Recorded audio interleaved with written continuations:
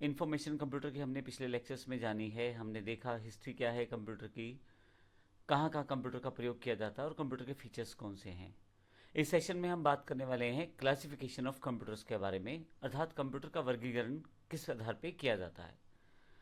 हम कंप्यूटर को मुख्यतः 3 आधार पर बांट सकते हैं। पहला, एप्लीकेशन के आधार पे कि किस प्रकार उसका प्रयोग किया जाए, पर्पस के आधार पे उसको प्रयोग करने का पर्पस क्या हो, और साइज़ के आधार पे उसके साइज़ पे आधार पे भी हम उसको क्लासिफाई कर सकते हैं।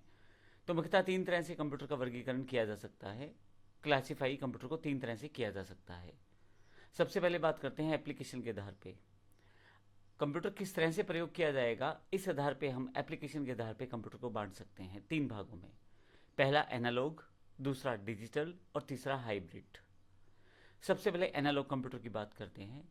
ऐसे कंप्यूटर जो भौतिक मात्राओं को माप लेते हैं, जैसे बाहर का टेम्परेचर, हवा का प्रेशर, ये सब चीज़ें मापते हुए उन्हें एनालॉग डिवाइसेस की ज़रूरत रहती है। तो ऐसे ही कंप्यूटर को एनालॉग कंप्यूटर कहा जाता है।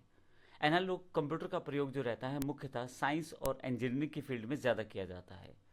उसका रीज़न ये है कि कंप्यूटर ये जो अनुमान प्राप्त करते हैं, जैसे हवा का प्रेशर है या टेम्परेचर है बाहर, उन सब के लिए उसे साइंटिफिक इंस्ट्रूमेंट्स का प्रयोग भी करना पड़ता है। इसका एक एग्जांपल एक पेट्रोल पंप पे लगा हुआ एनालॉग कंप्यूटर, जिसमें पंप से निकलने वाले पेट्रोल की मात्रा को बताया जाता है। उसको वो लीटर में कन्वर्ट करके आपको स्क्रीन पे दिखा देता है, और फाइनली उसके साथ प्राइस जुड़ा होता है, तो नीचे की तरफ प्राइसिंग भी कैलकुलेट करके खुद ही बता देता है। थर्मोमीटर, स्पीडोमीटर एनालॉग कंप्यूटर के ही एग्जाम्पल हैं। दूसरा जो एप्लीकेशन आधार पे कंप्यूटर है वो है digital computer. Digital computer high speed programmable computer है, जो आजकल हम लोग प्रयोग भी करते हैं। जैसे मैथमेटिकल कैलकुलेशंस को करना है अगर हमें, तो हमें डेटा और इन्फॉर्मेशन का प्रयोग करना पड़ेगा। ऐसे केस में डेटा और इन्फॉर्मेशन को स्टोर किया जा सकता है। जब कोई कमांड या इनपुट दिया जाता है तो वो उस डेटा और इन्फॉर्मेशन को मशीन लैंग्वेज में कन्वर्ट कर देते हैं।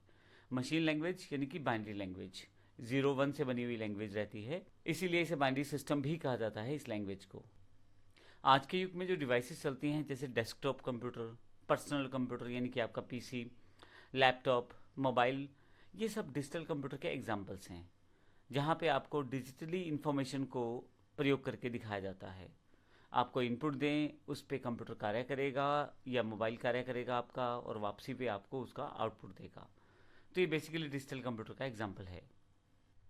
क्लासिफिकेशन ऑफ कंप्यूटर में एप्लीकेशन के आधार पे तीसरा जो कंप्यूटर रहता है वो रहता है हाइब्रिड कंप्यूटर। हमने एनालॉग कंप्यूटर देखा, डिजिटल कंप्यूटर देखा, हाइब्रिड कंप्यूटर इन दोनों का मिला जुला रूप है।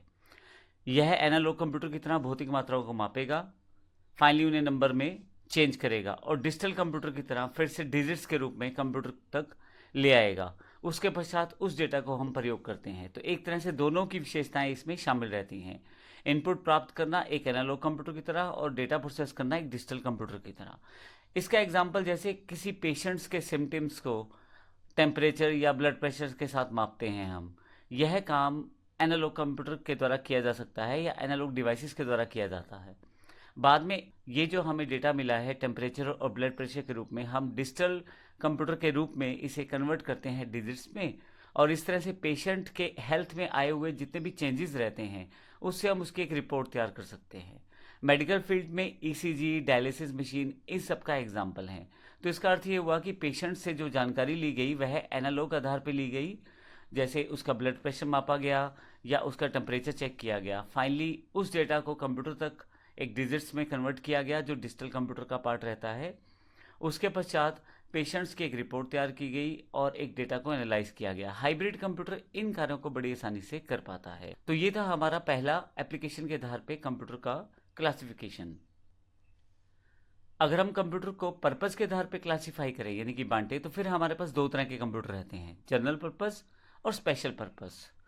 जनरल पर्पस की बात करें, वो कंप्यूटर जो मोस्टली सारे कार्य, नॉर्मल कार्य जो कर लेता है, जनरल कार्य, उसे जनरल पर्पस कंप्यूटर कहते हैं। जैसे हमारे पास इलेक्ट्रॉनिक गैजेट्स हैं आजकल, मोबाइल है, लैपटॉप है या हमारा पीसी है, जो हमारे डेली रूटीन के कामों में हमारी हेल्प करते हैं। आपको प्रिंट आउट लेना है, कोई बायोडाटा टाइप करना है, कोई स्प्रेडशीट यानी कि एक्सेल शीट तैयार करनी है, नॉर्मल कार्य जो करने हैं वो जनरल कंप्यूटर बड़ी आसानी से कर लेता है।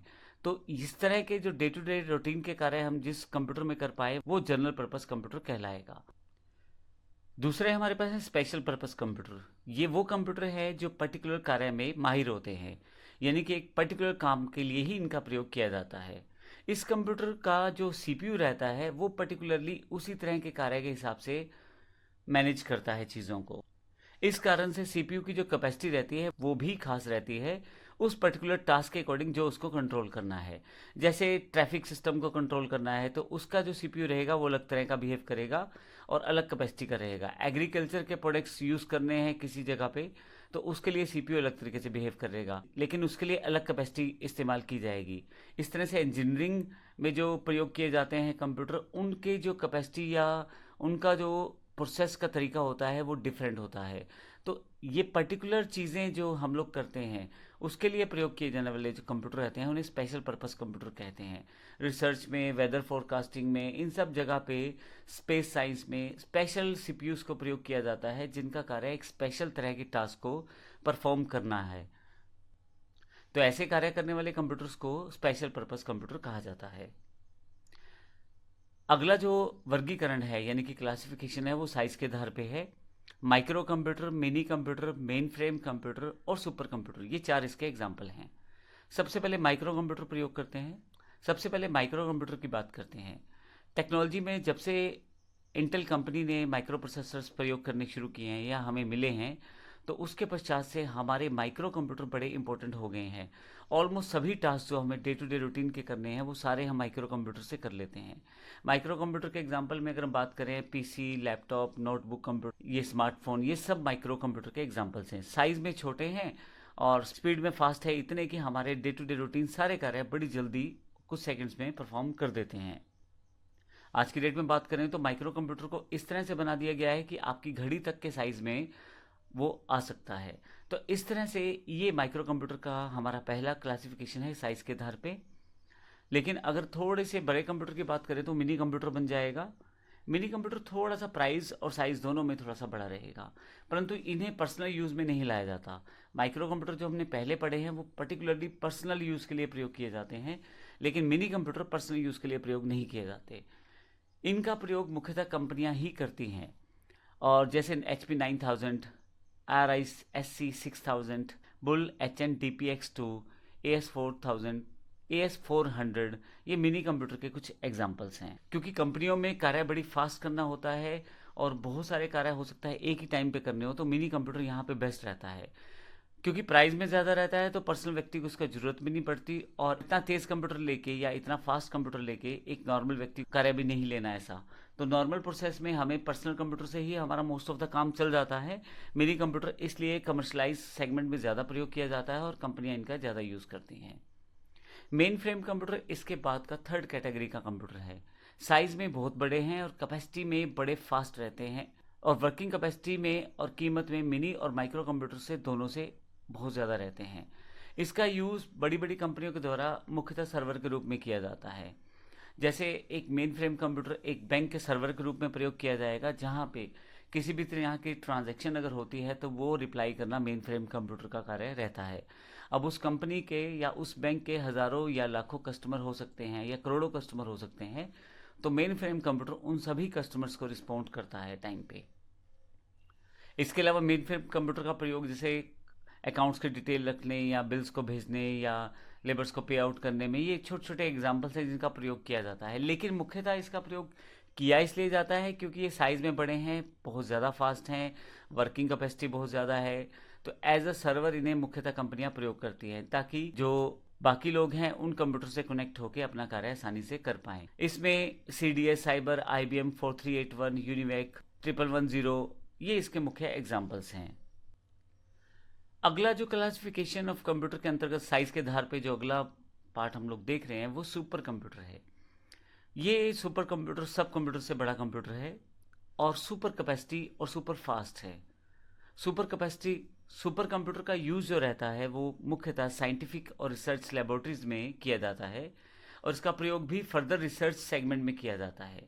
एग्जाम्पल जैसे वेदर फोरकास्टिंग है, या कुछ प्रोडक्शन क्वालिटी या कुछ क्वालिटी प्रोडक्शन है, या कुछ एनिमेशनल इमेजेस को बनाना है, तो ऐसे कार्यों के लिए सुपर कंप्यूटर का प्रयोग किया जाता है। बहुत ही टेडिशियस टास्क रहते हैं और ये नॉर्मल टास्क नहीं रहते, पर्टिकुलर टास्क रहते हैं। तो सुपर कंप्यूटर इतने बड़े बड़े टास्क को बड़ी अच्छी तरह से परफॉर्म करता है।